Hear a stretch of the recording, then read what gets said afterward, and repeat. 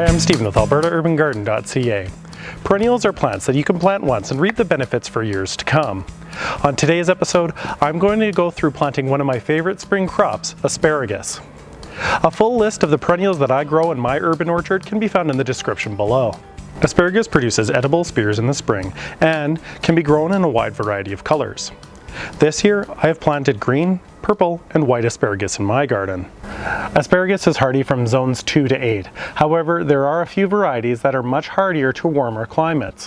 When selecting a variety to plant in your garden, make sure that it's hardy to your zone. You can start asparagus from seed, however, those take up to 3 years to become strong enough to harvest. A little more expensive option is planting bare roots. However, you'll be able to harvest the year after planting. Already potted and growing asparagus are usually available if you cannot find bare root plants that are often only available in early spring. You can plant bare root asparagus up to 4 weeks before your last spring frost, or generally as soon as the soil can be worked. If you are well into your season, you can still plant asparagus. I would just recommend using a live plant or seeds instead of crowns. When selecting a location in your garden to plant asparagus, you'll want to consider a few things first. Sun exposure is important, and you will want to find a place that gets 6 or more hours of direct sunlight. Asparagus needs full sunlight to produce well.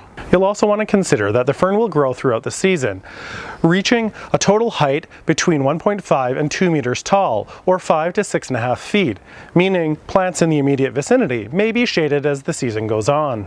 Once you have found a sunny spot for your asparagus, the next consideration is the soil that you'll want to grow them in. Well-drained, organic, rich soil is required for asparagus. Generally, a depth of no less than 30 centimeters or 12 inches is recommended for asparagus. They also do best when the soil's pH is between 6.0 and 6.7. For this reason, I've selected to grow my asparagus in a raised bed. Not only does it have the depth that I need for the asparagus, but it has a pH in the optimal range for asparagus growth. Often, native soil is not nearly thick enough for asparagus, and to change the pH of that native soil can be awfully tricky. You will want to plant your bare roots with the crown facing up at the bottom of a trench that is about 3 to 5 centimeters or 1 to 1.5 inches deep. Make sure to spread the roots out as much as possible. I found it easier to make a little mound at the bottom of the trench to help spread the roots out. Unlike planting bare root strawberries, you will want to bury the crown of the asparagus between 1 to 2 centimeters or 1/3 to 1/2 inch deep. Later in the season, as the plants grow, you will want to fill the trenches in with compost. You can plant between 1 to 4 roots per square foot, or square 30 centimeters. Any spears that come up during the first season should be left alone and not harvested. This will allow your asparagus plants to develop a strong root system through their first growing season. And if you started with bare roots, you can harvest your first spears the following spring. When harvesting, you can cut the spears directly at the base at the soil level when the spears reach between 15 to 20 centimeters or 6 to 9 inches tall.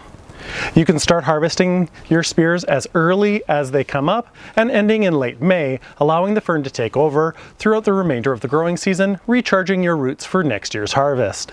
For the remainder of the season, your asparagus will grow like a fern, dying back to the ground each and every year in late fall. When this happens in the fall, it's generally recommended to cut off the fern at soil level and apply a heavy mulch to your garden bed. Asparagus are heavy feeders, and a mulch made of compost, autumn leaves, coffee grounds, and eggshells will help feed the plant long into the future and does not have to cost you anything. Some varieties of asparagus will produce berries and seeds subsequently. If you don't want the asparagus spreading throughout your garden, it's a prudent move to remove these berries as you see them.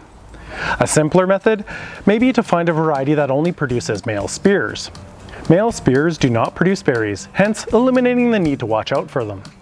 If you keep your asparagus crowns well fed and maintained, they should produce heavy crops every spring for many years to come.